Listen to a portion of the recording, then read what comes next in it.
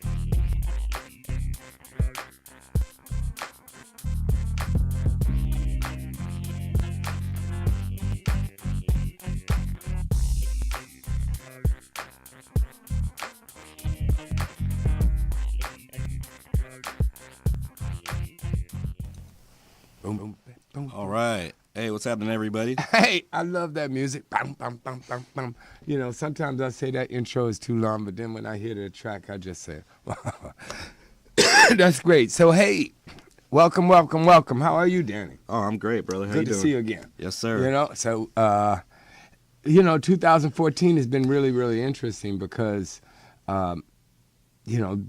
besides starting a show late every week, Danny and I haven't seen each other a whole lot. You know, he's been busy and doing a lot of stuff after the wedding and just, life in Hollywood, us trying to keep busy. And I've started the production of Breeder X, and that's been really interesting. And you guys don't know what you got coming, boy. You know, we're going to change stuff after what, 8-9 months of trying to help you guys create change in the animal world and dog world, and specifically the pit bull world. We got something that I think is gonna work, you know. So what you know, buddy? What's happening good with you? Man, just living life. You know Yeah? what I mean? Getting to meet people out there in the world every once in a while and shake hands with some people that are doing some frontline work. Yeah, that hand sanitizer though, right? 'Cause- Yeah, we already talked That's last the other week with Fred about the stopping a dog fight with the finger in the butt thing. So Yeah, hand sanitizer is a must. I've been driving around. We gotta tell Fred. I've been driving around sometime, like looking for dog fights, so I can test that theory. I got some rubber gloves and stuff over here. When he comes up, we gotta tell him about that. No, Yeah. but everything's good, man. Just looking forward to seeing some of the footage that you shot for the Breeder X project and stuff. How's the production been going? Oh man, well, the production is going great, but I've been just like beat down, because it's interesting though, because these dogs, man, the things we do for these dogs is incredible, because I like your term. I use it a lot. If they the talk and if they had thumbs. Oh yeah, if they had thumbs, it'd be a whole different world. I think the humans would be on the receiving end of a lot of stuff. Yeah, a lot of Chinese food plates swiped off the table and stuff.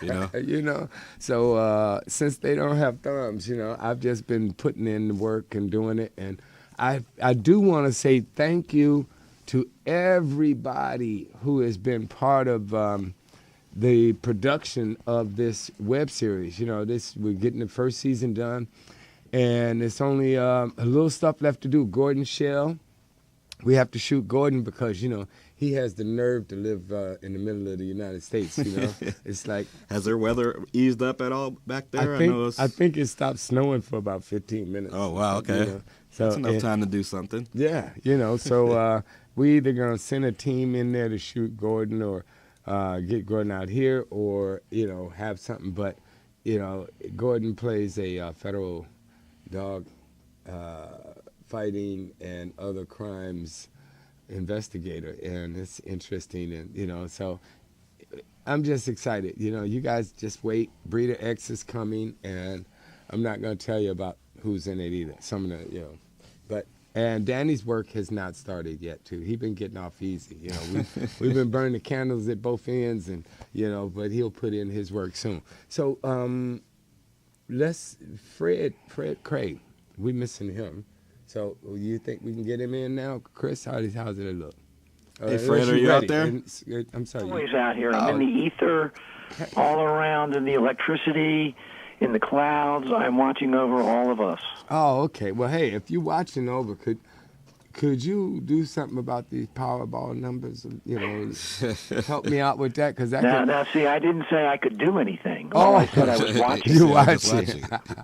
Boy, yeah. Okay. So, all right. Well, if you ever get a glimpse of the future, you know. Yeah. Well, you know, you guys are having French advertising on your website now. I was very impressed by that. Oh, is that right? Yes, it was all in French, and I thought, well, it's a good thing I know French. Yeah, well, that's good. You know, that might be payback for, you know, me cursing out a bunch of French people last week while we were shooting the, you know, Breeder X, you know, because I didn't have enough money to own the whole place, and so I said we could shoot with another production in there. And ironically, they spoke French, and I didn't. They're like, you piece of poo-poo. Yeah, well, it was so funny because they said they didn't know English, right? But as soon as I threw out a couple of motherlines and a couple of, you know, shut up, we're rolling, and all of a sudden everybody knew English. Well, everybody knows those specific words, you know. Oh, okay, yeah, because the guy came from behind the camera. He was, no need to be rude. I said, well, just shut the H up.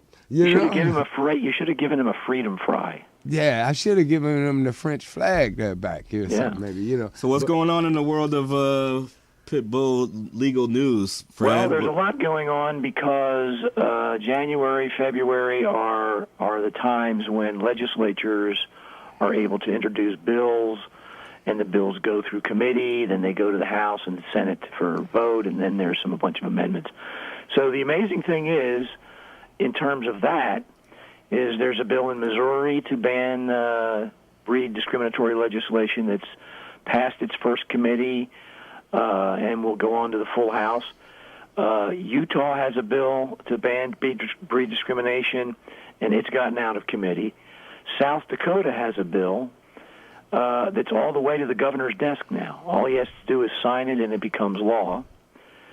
Maryland has been, for the last 2 years, trying to hammer out a breed discriminatory law, and that was as a result of the Selesky ruling, which was a ruling that held that if you had it's this crazy long story, not too long to hear on here, but basically what it said was purebred pit bulls. If you're a landlord and somebody has a purebred pit bull and you know about it, you're liable for the bites of that dog, which completely goes so far on landlord liability for animals. It's the farthest any court has ever gone in the United States. So Maryland has been trying to change that, but they keep getting stuck over what wording to use for liability for dog owners if they bite somebody. Well, one wants to have strict liability, which means no matter what happens, you're liable. Someone else wants to have a rebuttable presumption, and for a couple of years now, that is what is stalling it. So there's a bill in Maryland. They're arguing about that language, but there's no doubt that they're gonna throw out breed discriminatory legislation in Maryland. Albany, Georgia had tabled their BSL request. Also, interestingly enough, we've talked about this before. New Jersey has got a bill out now to ban insurance companies from discriminating against people because of the dogs they own. And this happens everywhere. You know, they actually have a list of dogs, and it's not just pit bulls. It's Dobermans, German Shepherds, basically big dogs, Chow Chows, pit bulls. And if you have that kind of dog, they can either refuse to insure you, or they can charge you such an exorbitant amount for that you can't really afford it. Are you talking about like health insurance or like car insurance? What kind of insurance are you talking about? I'm talking about renters and homeowners insurance. Oh, okay.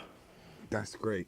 So New Jersey's starting that. It'll be interesting to see where that goes. Of course, the insurance companies are fighting it because they're arguing that they're not discriminating. They're just going by the loss ratio they have for big dogs. But it's sort of like redlining and all this other stuff. I mean, at some point there's got to be a point where you're not allowed to do things because of a particular race, color, creed dog. So that means if you got a big black dog, you really in trouble, huh? I think they go by breed. I don't think they go by color. I know that, for a long time, and this is at least the last 15 years easy, I was talking to a lot of people and reading a lot of stuff about how hard it is to get a black dog adopted, you know, period. Yep, that's something that is out there. I'm not sure. I think there's been a study, and I don't really remember what it said because, it wasn't something that's really in my expertise. But that may be a question. It may be a question of whether that's an old wives' tale or not. Yeah, but, I'd have to look that up. Yeah, but having been called a black dog in the past by a couple of women, and I can kind of believe that. I can buy into that, that could be really true. But so in my next life, though, I think I'm going to come back as, that's another story. Yeah, no, all right, so let me finish with the news here. Yes. Aurora, which is in Colorado, is just trying to decide whether or not they're going to repeal their BSL. And the interesting thing about it is all the news reports are saying that they've upheld it when it's not true. You've got the Denver Post and the Aurora Sentinel, and of course Dogs Bite Dog, all saying that what happened at last Monday's meeting was that it was over, that it was upheld, when in fact that's not what happened. The vote will be sometime later in March. So you guys can hear from what I'm saying that there's a lot of legislative action, more probably than any year that we've ever seen. So, Danny, whenever you ask me, are things getting better, I think you can hear from this that this idea of discriminatory legislation is losing favor. It's becoming the minority. It's becoming the minority view, and states are actually states, not just cities, but states are taking a look at it and looking at how it doesn't work. The enforcement problems, identifying breed, how much of the breed does it have to be, and deciding to go with strengthening their laws for dangerous dogs and other things. There was another thing, the last thing I'm going to talk about is the United Nations decided to put out a happiness stamp. And guess who was on that happiness stamp? Fred Cray. No. Oh, man. Who's on this voting committee? A smiling Pitbull. Oh, okay. Wow. Wow. Close. So, of course, DogsBite.org almost had a heart attack over that. Yeah, right. But everybody is loving it. And when you see the stamp, if you just Google it, you'll find it. It's a smiling pit bull on there, and it's, what we all have come to see our dogs as, which is, very happy and very serene-looking dog. Mm-hmm. It's a beautiful stamp. I'm definitely going to get some. They're going to be put out by the UN, and so... and one other thing, Deirdre asked me to announce on your show that Pinups for Pit Bulls is having a casting call for their 2015 calendar. So if you go to their website, pinupsforpitbulls.org, you can find out all that information. You can become a model in there, and you don't have to be a woman. You can have your dog. If you're a guy, you can submit your dog. If you're a woman, you can submit your dog, but you have to be a woman to be in the calendar. What? But I was thinking that, if you kept your dreads, Foster, you might be able to make it in there as a woman. There you go. See, I mean, I got a little skirt, thing that I could do. I haven't call Robin Williams and Dustin Hoffman. Talk to them about their transgender roles in Tootsie and so forth. Get some tips and apply. I mean, why not? I think it would shake it up. They need to have a different looking. And if you guys haven't seen that calendar, man, they do some wonderful work, and it's a really unbelievably awesome, top quality, and it's a really unique idea. And Foster has one. Foster has a calendar. Somebody walked into my house and they said, "Oh, that's a 40s," That was like, because all of the stuff is so tough, stylistic and well done. I mean. That's not just your average. No, this lady who takes the pictures has a studio. She does. I mean, I'd love to go, watch it because I'm a photographer also. I'd like to see, how they light it and all that stuff. Yeah. But they do a great job with everything about it. It's professional, and they don't choose the models simply by how they look. They do an essay. They have them answer questions. Wow. And they want people in there that are in the animal welfare aspect of things. They don't want somebody to just show up and say, "Hey, I look great, put me in there." They want, and it's funny how many people that I know have been in it. Really? Kim Wolf, who's I know was in it, and when I have somebody on the show, Deirdre will say, "Hey, she was Miss September in 2011." It's just crazy how many people have been in it. What are you gonna hold on, because I just looked at the time, and we need to pay for this doggone thing. So we're gonna go to a commercial, and hope we don't lose you. Chris, yeah, you'll be there. Okay. So see you in a second. You're watching Conversations with a Pitbull Live, a show about dogs, the people that love them, and real issues. Brought to you by Pitbull Energy Drink. Available in a wide variety of flavors, guaranteed no aftertaste. CWAPB Live will be right back after this dog fact of the day. The best dog to reportedly attract a date is a golden retriever. The worst is a pit bull. Please support your local rescue groups. They do more to support your community than any others. You're watching Conversations with a Pitbull Live, a show about dogs, the people that love them, and real issues. Brought to you by Pitbull Energy Drink. Available in a wide variety of flavors, guaranteed no aftertaste. CWAPB Live will be right back after this dog fact of the day. The best dog to reportedly attract a date is a golden retriever. The worst is a pit bull. Please support your local rescue groups. They do more to support your community than any others. Hey, Freddie. Yeah. All right. Hey, we're having one of our guests. I just got a text, and he's having some either Skype issues or phone issues. So we want to keep you on. We're going to play a quick video real quick so that we can try to get Carl on the line and see what's going on. Carl's an officer out in Cleveland that's doing some whatever. work. It's all up to you guys, man. I'm the observer here. Okay. Well, so we're gonna check this out and then we'll get back to you. All right. Yep. Well, if you observer, watch this.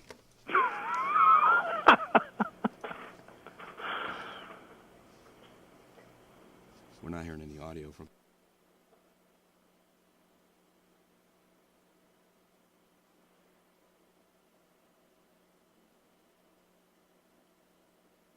I'm Damon, and we're from Dr. Doghouse Bully Crew Rescue. So a couple years ago, I met some trainers, started working with a trainer named Melanie. And about a year and a half ago, I came together with my fiance Damon, and we started Dr. Doghouse Bully Crew Rescue. The primary function of rescues, like Dr. Doghouse, are to go into these shelters, find dogs that can eventually be adopted out, to get them into training, to get them vetted, to get them neutered or spayed, and to find a great home for them. When we take a dog on, we take the dog on for its lifetime.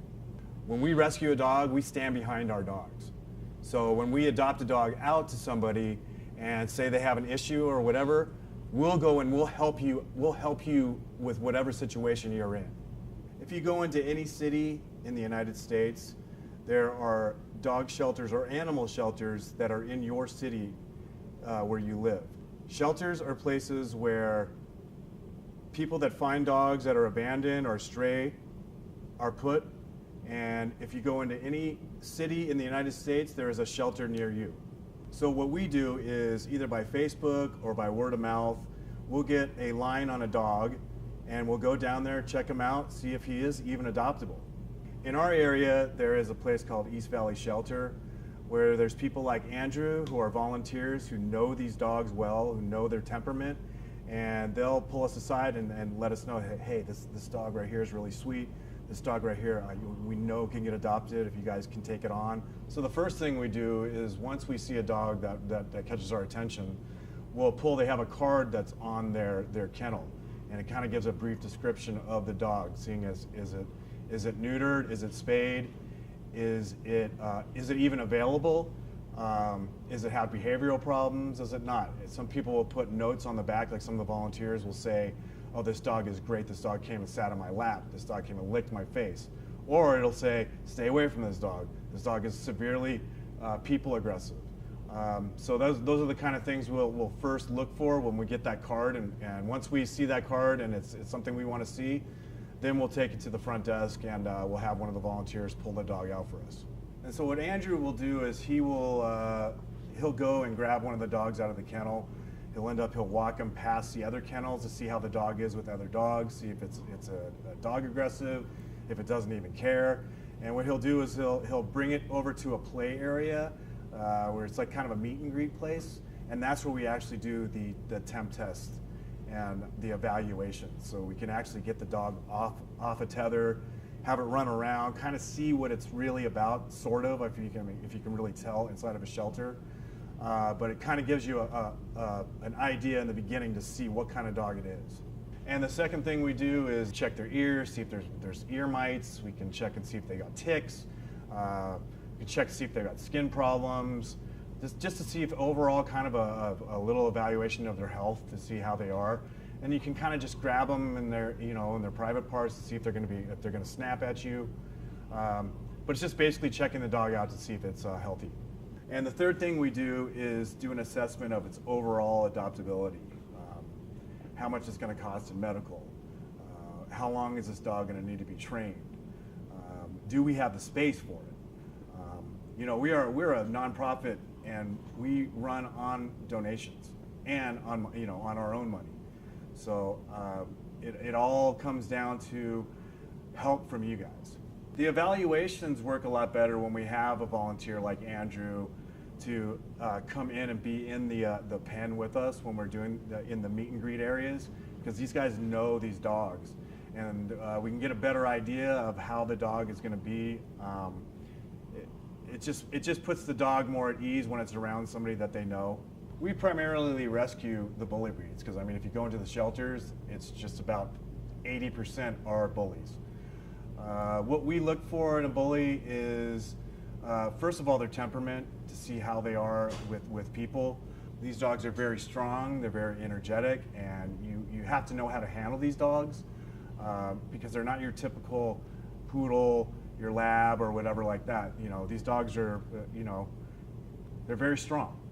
So what we're looking for is, you can tell when a dog has been loved, and when you go up to it and it's friendly and it wants to lick your face, and those are the kind of things that we're looking for in a dog that we're going to try to get adopted. Once the dogs have gone through our process and are adoptable, then we take them to our adoption events. We do adoption events on Sundays over at a place called Chrysler's in Studio City. It's like a specialty pet food place where we bring the dogs and we show them and let people walk them, and let people pet them and see how great, how well behaved they are. And we also, we network them on Facebook, network them, we basically network them everywhere. Everywhere we are, we're always talking about dogs. We're always talking about our dogs and how great pit bulls are, and what a great breed they are, and how loyal this breed is. And, once you've had a pit bull, you'll never have another kind of dog. And finally, why it's important to adopt from a rescue is because the rescue knows the dog. When you just go to a shelter and you just pull a dog and you think it's just going to be, you don't know what it's about, we know what it's about. So we can tell you. We can tell you if it's good with kids. We can tell you if it's good with other dogs. We can tell you, if it likes to be alone, if it doesn't like to be alone, if it's crate trained, if it's potty trained. So, that's the main reason why you should go through a rescue. And also, we back our dogs up. So when you adopt a dog from Dr. Doghouse, Dr. Doghouse will be there with you throughout the dog's life. So if you're looking for a dog, Google a rescue in your area. You can check them out on Facebook. If they have a web page, you can check their web page out. But please, adopt, adopt, adopt. Do not go to a puppy store and buy puppies. Those dogs, we need to stop the backyard breeding. There's too many dogs in these shelters that need homes. There's too many dogs that are dying every day because of these people that are backyard breeding. just the feeling you get when you're able to adopt one of these dogs out, knowing that you've gone through all these steps of doing the medical and the training and all that stuff, and then finally, actually, even when you're adopting a pit bull out to somebody who's never had a pit bull, and then once they own one of your dogs, one of the dogs that you've rescued, and they're like, you've completely changed my mind on this breed. And, the feeling you get from that is it's just unbelievable. You can make a difference. Contact your local rescue if you're interested in adopting a dog, or if you want to contact us, you can call us at 661-388-8704, or email us at doghousebullycrew@gmail.com. Once again, we're Dr. Doghouse Bully Crew Rescue, and it's been a pleasure. Thank you.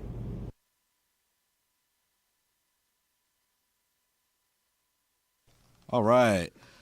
That was a video we put together for our buddies over at Dr. Doghouse. They're a local pit bull rescue group. They also those people still in business. I love them, Robin and Dee. They're great. Doghouse. Great guys, and we went down. They took us to their local animal shelter out in Van Nuys, and we just just learned with some of the volunteers that you saw, and just kind of to see how some of the animal shelters work, and it's just really cool to see the the selflessness that people have, the volunteers especially, but the there were young people in there. There were people down there looking for dogs, and it's just good to remind people again that there's such a critical need. When you go to these animal shelters, and there's so many ways that you can help. I mean, if there are people in your community that are interested in getting a dog, just reinforce to them that they can go down to the animal shelter. Sometimes it's good to deal directly with rescue groups, because they go into these animal shelters as well and work with these dogs, and so they know their behaviors and their needs and their wants, and some of the things that they may need some special attention and stuff like that. So just take a trip down to your local animal shelter, and we're always interested in visiting them too. So if you are local, or we went and visited an animal shelter out in Indiana when we took a trip, and stuff like that. Just people that just invite us to where they spend a lot of their time, and it's just they're wonderful places. I mean, they're sad, it's tear jerking and stuff too. But it's I go by the shelter every time, like I get a bunch of bills in the mail. Is Fred still on them with us? Okay. And when I get, I start feeling sorry for myself. I just head over to the shelter, spend a few minutes walking through there. Yeah, I'm on top of the world. Well, that's good. It's just for me. One of the things like doing this show is like I've learned so much, and I learned so much with talking with not only people like Fred, but people that are in the rescue groups and stuff like that. And you don't really understand until you go. And it's like you see, I go to shelters a lot, just, looking for dogs. But, you see, especially out here in L.A., the overwhelming number of pit bulls is just, it's mind-blowing. Literally, 80-90% of these dogs that we saw in some of the shelters that we've been to, they're pit bulls. And it's just like, nice as can be or whatever, and just looking for somebody to play with and whatnot. Right. Well, speaking of Breeder X, that's a great transition, huh? And Dr. Doghouse, Dr. Doghouse supplied us with 1 or 2 dogs during the production. Oh, good. Yeah, so those people, you can't say enough, and this show has assisted in getting a couple of dogs adopted. Oh yeah, no through doubt. Dr. Doghouse. Yep. Yeah, so we have Paula. She's going to come in later, and she helps us with our help get some of these dogs adopted and stuff. Hey, Fred, are you still there? Fred, you there? Yeah. He didn't hang up. Oh, okay. I thought you hung up on us. I was getting this. No, the phone disconnected. He put me on hold, and I don't know what. It just hung up. It hung up. But that's how we do. I don't know if you got a chance to see the little video clip that we did for our buddies at Dr. Doghouse. They're just a rescue group out here, but I was wondering, are there some local rescue groups out there that you deal with that you wanted to give some pub to, or they're doing some wonderful work that you've experienced, like in the last recent? Yeah, there's one group in particular. There's several groups, but the one that I'm most familiar with is Dolly's Foundation. Dolly is a great-looking, beautiful pit bull who actually was on the State House steps when they passed some animal welfare bills. And the lady who runs its name is Erica Daniel. She does some great work here in Florida. They do a lot of spay-neuter. They do a lot of adoptions. That's a group here in Florida that I really respect. I've met Erica at the No More Homeless Pets conference, and she's a great person. Well, tell Erica, she's definitely welcome. We'd love to, we'd love to see the Friends of Fred, on the show, and reach out to her. Tell the folks out there about your next show. You got it booked yet? I do got it booked. I try to book it in advance. I want to tell a little story, though, before we talk about that, about who was on the last show. Okay. We had a lady from New Lano, Louisiana, and somebody came to her house. A neighbor complained she had a pit bull. They came, and they told her, "You have a pit bull. You're going to have to get it out of the town. We have a pit bull ban in our city." Mm-hmm. So they said, "Look, if you get a DNA test, and it comes back, that it's not a pit bull, it's fine." So they make you pay the $200 in advance for the test. So she got the test, and they won't give it to her. And she's asked for it, and they won't sign for the request of her asking for it. Wow. And the actual law itself has no due process. Basically what it says is, we give your dog a DNA test, and if the DNA test comes back that your dog has pit bull in it, then it's banned. But it doesn't say what percentage of pit bull. Is it 1%? Is it 50%? Is it 70%? And here's the thing. That test is not admissible in court because nobody will be able, if you do the Mars Wisdom panel or any of these, commercially available tests, you'll find that nobody from Mars will ever come to your court and tell you how it was done. So if you don't know how it was done, you can't introduce it into evidence. And for Mars, it's a trade secret. They don't want to tell anybody how they do their test. That's what they're selling you, is their ability to do that. So, so the whole thing is so Kafkaesque. And the lady has been to the meetings, and they've basically been very negative about it. And really, also at this point, she's trying to raise money to get an attorney. And so she set up a fundraiser, and they blocked it. And I'm not sure how they did it with permits or whatever, but so they're really trying. It's amazing what these little towns can get away with, because it's a little, buddy network kind of thing. Right, yeah, exactly. But that story was the most crazy story I've ever heard about a town enforcing their breed discriminatory laws. Wow. So to answer your question, next week we're going to have on a lady from Georgia. There's been some talk in Georgia, the state, about trying to pass a targeting breeds law. It's basically, I think it's from somebody who got hurt in a pit bull attack, and this one we're having on is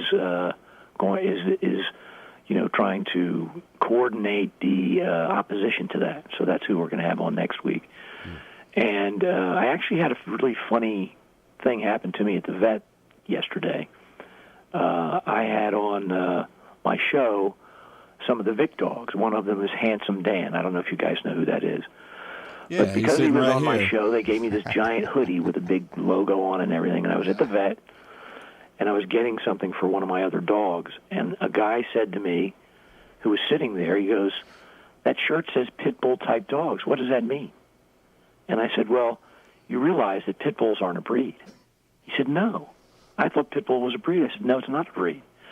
And I think one of the things that we need to get out there is that fact, because I don't think 90% of the people that are outside of the choir here know that a pit bull is not a breed of dog. Right. And so I was happy that I was wearing the shirt, and it said that, because that really does start the conversation about the issue of whether or not pit bulls are a breed. Right. And we talk about it sort of in a way that isn't careful. We'll say, well, this breed of dog, that breed of dog, and we'll be talking about pit bulls. But really, there are people that think boxers are pit bulls. Yeah, right. So I always go back to what the guy from the National Canine Research Council said, and that was that pit bulls are like a sedan. They're a generic term for a type of animal. Right. Whereas an American Staffordshire Terrier would be like a Chevrolet. What? That's amazing. And the other one would be a Ford, and the other one would be, a Chrysler. That's right. Well, Fred, let me say this. Because I just got news through modern technology that our guest that we were going to Skype in now Yes. Has got some technical difficulties as well. And so what I want to do is this kind of, I guess everything works out. I'm going to have to leave because we started a little bit late. Yep. And I got crew and actors and stuff showing up for Breeder X. Did I talk about Breeder X? It's that new web series that's coming up. We got more on that later. But I like what you're saying, and I think we'll put that in our agenda of education, is letting people know, we pay more attention to Pitbull is not a breed, But so what I want to do is I want to have Danny bring Paula in and do our adoption segment. Right. And after that, through the magic of television, when you guys come back, I'll be gone, and you could continue the show with Danny. Okay. So if that works for you, sir. It does. Sounds good to me. Kick rocks. All right. So we're gonna let you go, and we're gonna let's get Paula. back to this handsome Dan thing. I mean, Yeah. like That's my his ears handle. plug up, like woo. Yeah. Well, when he said, I went to the vet and something interesting happened to me, I thought he was gonna tell me he got snipped. Yeah. I was like, Fred, your wife didn't even mention that. I just talked to her the other day. Yeah. She's working with us on some stuff like that. So I'm glad. That was scary. I was like, Well, there's an episode of Seinfeld where Kramer tries to save money by getting treated by the vet. Oh, is that right? That had to be funny. So Yeah, hey, it was. I gotta let you go. We're gonna go to a commercial and pay some bills, and when we come back, we'll have Paula and we'll get some dogs adopted. All right. All right, buddy. Have a Talk good to you in a day. second. All right, thank you.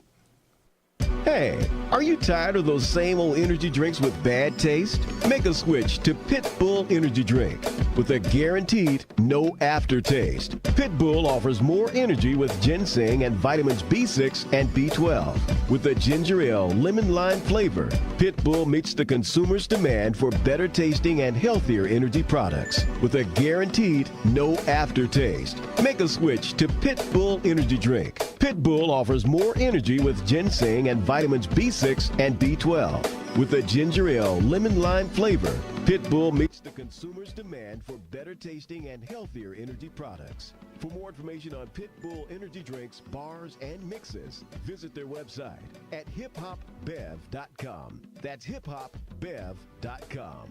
Online orders available at hiphopbev.com.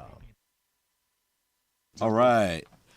Just paying some bills. That's our sponsor, Pitbull Energy Drink. They help us out with the studio and pay for our time and help us get some of these dogs adopted. They're also helping get these web series that Foster's directing out on deck. Foster had to run. He's on Hollywood time and whatnot, so he left me here to hold down the fort. Part of what this show is about, what the real essence of the show is about, is to try to help these dogs. And we have our friend Paula Archer, who's one of our good friendly CWAPB folks out there, and she's an adoption specialist, and each week she comes in with a couple of dogs that are in desperate need of your help. And if you do have any if you have a need for a dog, you have the ability to foster, you have the ability to adopt, definitely take a look at some of these dogs that she spent her hard-working time to track down and let us know about. Paula, are you out there? I'm here. How you doing, sweetie? I'm good. How about yourself? Oh, I'm great. We're just over here winging it and stuff like that. We really want to get, we want to devote the proper amount of time to Carl Hartman.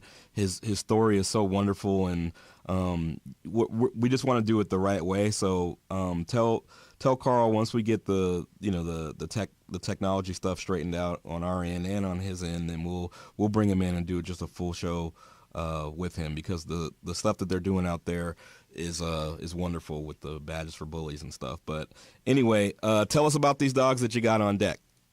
Okay. Just a real quick note here. I talked to Carl, and he is excited about coming back when we get the bugs worked out. So he'll be back. Okay. To see us. So, okay. Are we ready? We're ready to go. We have the first doggy up on the screen. This is Ginger. Ginger is 2.5 years old. Ginger has never experienced the freedom that most dogs have. She's been in boarding for 2 years. She suffers alone in silence. She's a good girl that is grateful for any love and attention that she gets. She craves a family of her own. And if you can, share her story with others and let them know that she needs to find a home of her own. And she is located in Nassau County, Long Island, New York. And the contact number for her is 516-616-3076.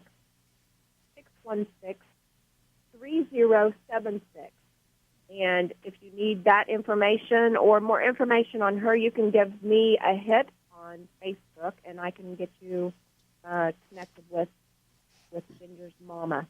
The next dog that we have up, he says, "My name is Olive. I love to play and eat tennis balls. I also love water. I'm in training right now and doing really well. I'm already fixed, tipped, and up to date on my shots. My previous owners got a new puppy and dumped me at the shelter. I'm approximately 3 years old. I still got a lot of years ahead of me. If you want to meet me, please contact Deborah Rescue Damon on Facebook to set it up, or they can email Deb at livelast62@gmail.com. Olive has some videos, and you can hit Deb up to find out where those are. Our next dog that we have up is this boxer baby is named Daisy. She is a sweet, about 6 to 7 month old girl who loves everyone and everything. She is smart and silly and really craves attention. She needs a home where she gets as much love as she gives. For more information on Daisy, please call or text 870-406-0273. Our fourth dog that we have this week, this pretty little lady is called Sapphire. We believe that she is a Staffordshire Terrier and Lab mix. She came to the shelter after apparently having a litter of puppies near a high school, but the babies were never found. She is a very gentle and wonderful girl and has tons of love to give. For more information on Sapphire, you can call or text 870-406-0273. The next one that we have this week, this is a lost dog alert. This is Pearl. Pearl went missing on 11/3/13 from Pixley, California. Pearl was involved in an auto accident off of the Highway 99. Pearl was frightened and ran from the scene. If you spot her, call 714-576-6087. Or for more information, go to Help Find Pearl on Facebook.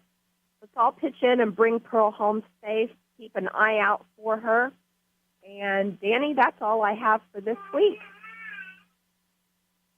Awesome, Paula. Thank you so much, man. These all these dogs have so many deep stories behind them, and just just to remind our viewers out there, this is what it's about. These dogs, they really do need your help. And as you can see, even some of the dogs that are in training, you know, they're doing their best to get how they need to be so they can make a wonderful companion in their forever home. So if you do have the opportunity or the space or the desire, definitely try to adopt, foster one of these dogs. If you didn't get the information, because I know the show's going out live, you can hit up Paula on Facebook. She's at Paws Pit Parade.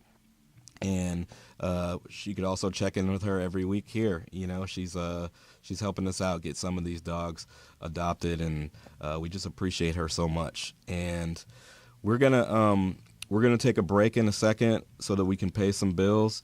And then when we come back, we've got another video that we want to play. And you guys are watching Conversations with a Pitbull live. Stay tuned. You're watching Conversations with a Pitbull live, a show about dogs, the people that love them, and real issues. Brought to you by Pitbull Energy Drink.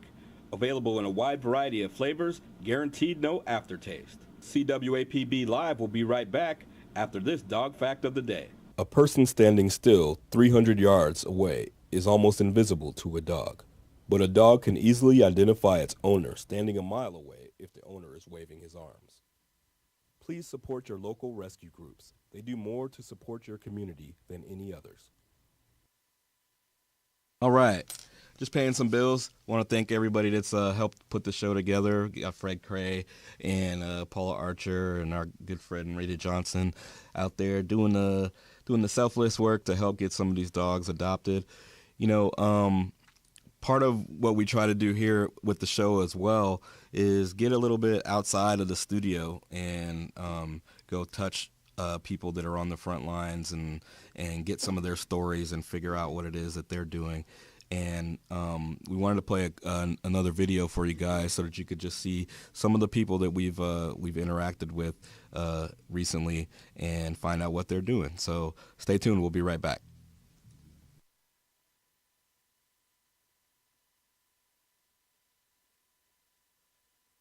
So tell us a little bit about yourself and what you do with Dogs Without Borders. My name is Betsy, and I have lived in LA for about 6 years now, and I work with Dogs Without Borders and do most of the rescuing. So tell us, what's involved when you go out on a rescue? Every day, or maybe like 3 days a week, I go to the shelters and I walk through and I look for the dogs that are in need of adoption. It's hard because you can't save every dog, and there's a lot of dogs that are really sad and really in need of love, and they're just not, they're not going to be saved. And that's a sad fact, is that you cannot save them all. So once you get over that, then, you have to get over it if you're going to do what I do. You can't walk in the shelter and bawl your eyes out every time, because that's not productive either. Yeah. That was the hardest thing, and that was the biggest shock to me. Being not from LA and coming to LA was the amount of animals is just unreal. It's like, what is happening? What are people doing? What are people thinking? So that's very alarming to walk in and see, there's 15, 20 animals in a cage. Where do you see the problems being? I think it's the lack of education on spaying and neutering. I think it is the amount of people that are still breeding. And it's really fun to get a cute little puppy, and then all of a sudden the cute little puppy grows up and it's not so cute anymore, and now it's work, and now it's, this dog has to go for walks, this dog has to be fed, this dog has to, be part of the family, which we've expanded with kids. So it's really simple to give up a dog, but it's not too simple to give up a kid. So I think that's the biggest thing. And then people don't spay and neuter their dogs. So all these puppies are out wandering around the streets. Nobody's licensing their dogs, because that costs money. So it's just a cycle that it never ends. So what are some of the solutions as you see them? As it's a process, it goes from shelter to foster parent to adoption. So the biggest thing that we need is foster parents, because that's what saves the dogs. The more foster parents we have, since we don't have a facility, we rely solely on foster parents. So the more foster parents we have, the more dogs get saved. A foster parent is the most crucial part of Dogs Without Borders. A foster parent basically just gives love and provides a safe environment for our dog until they find their forever home. We provide food, we provide medical, we provide supplies if they need it, we provide a crate if they need it, we provide education if they've never had a dog. So it's pretty simple. All it takes is you opening up your home and your heart and, you know, giving a safe environment to this new little friend who's might be in shock. You know, they can do it for a couple of days, they can do it for a couple of weeks, they don't have to pay for anything. I mean, why not? What is Dogs Without Borders doing to combat some of the problems? We have adoption events on Saturdays and Sundays, and they are held at pet stores. One's at Tailwaggers, one's at PetSmart. And basically we bring about 20 to 25 of our adoptable dogs there, and we showcase them. And we advertise it on Craigslist, we advertise it on our website, and people come and they can walk them. They can bring their dogs, they can bring their kids, they can, you know, take them out for an hour or two, come back and decide if they'd like to adopt them. Or they can come and see if a dog is in need of fostering. If there's one message that you wanted to make sure we got across in the film, what would that message be? Spay and neuter your pets and keep them inside, enclosed, and not roaming the streets. That's what I would say. Tell us, how could someone get involved with Dogs Without Borders? If you guys want to get involved in Dogs Without Borders, here's what you can do. You can go on our website, you can like us on Facebook, you can follow us on Twitter, you can foster a dog, you can volunteer, you can transport, you can help me recruit fosters, you can adopt one of our beautiful, amazing, loving little pups. Hi, my name is Betsy Rue, and I work with Dogs Without Borders Rescue Organization, and I want you to support the film Conversations with Pitbulls, because that helps every single rescue and every single dog. So please support. All right. That was a short video from our friends over at Dogs Without Borders. Once we air the real show, we'll cut it in and make it right, because I know there may be some lag on certain people's computers and stuff like that. But Dogs Without Borders is a wonderful organization. Our friend Galit Rubin, you know, heads up that organization, and a lot of our friends, one of my personal friends, Nicole Lapidus, works really hard there. Every week they have fostering events, and they do some great work. They specialize more in like the smaller breed dogs or whatever, but you know, they're out here on the front lines doing their work. So I want to give a shout out to our friends at Dogs Without Borders and every organization out there that's doing the hard work of getting some of these dogs adopted, doing the transport work, doing the Facebook work, doing the legislative work, as we learned with Fred telling us that some of the legislation is actually starting to tip the scales a little bit. And I know there are people that are you know, doing stuff that are in more traditional roles than straight animal people, but it all contributes to the same goal. And that's one of the things that I really want to impress upon people, is that it's a collective effort, and a lot of times you know, people and organizations can be cliquish and whatnot, and they have ways of doing their things. Trainers have ways of doing their things and whatnot, but let's all remember that it's for these dogs. Everything that anybody is doing, for the most part, is good, and it's helping in some way, and it's their way of helping. So encourage people to get involved. Keep encouraging your legislators to make a difference with this breed discriminatory legislation. As Fred said, you know, there are some differences being made. Some of these laws are getting repealed, and people are seeing that the stuff doesn't work, and it's absurd for the most part. And anyway, this is Conversation with a Pitbull Live. It's a unique show where we're trying to do some social good, not only for these animals, but try to help educate people and entertain if we can. I think there's a lot of that missing in the world, and we have the power of social media and new media to be able to reach a lot of people. So tune into our show each week. It comes on at 11 a.m. Pacific time on Fridays. Also tune in to Fred's show, Pit Bulletin Legal News. They come on Tuesdays, I believe at 8 on Blog Talk Radio. So you can always find that. He always has some wonderful guests. And if you're an organization that's doing some good work, or you know some cool people out there that you think would love to be featured on the show, have them give us a buzz. Hit us up on Facebook at CWAPB. Foster handles all of that interaction. So if you feel like coming on the show, or you have somebody that has a wonderful story, or they're doing some wonderful work in your community, please hit us up on Facebook at CWAPB. Also, you can tune in here live each Friday to watch what we're doing. I want to thank everybody that's tuning in. We got viewers from all over the world that check in on us, and please find a way to get involved. Volunteer, foster, transport. Come on the show, do whatever it is that you can.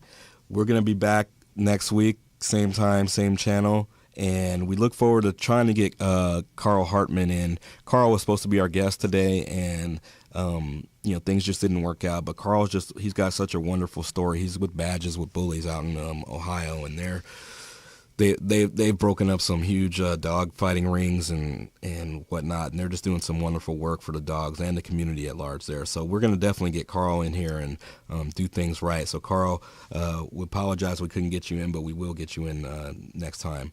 And for everybody else out there, we love you guys. Keep up the good fight. Make sure that these dogs are spayed and neutered, and do your best to help alleviate some of these problems. Tune in next week. You guys are watching Conversation with a Pitbull Live. Take it easy. I'm a Pitbull, and I approve this message.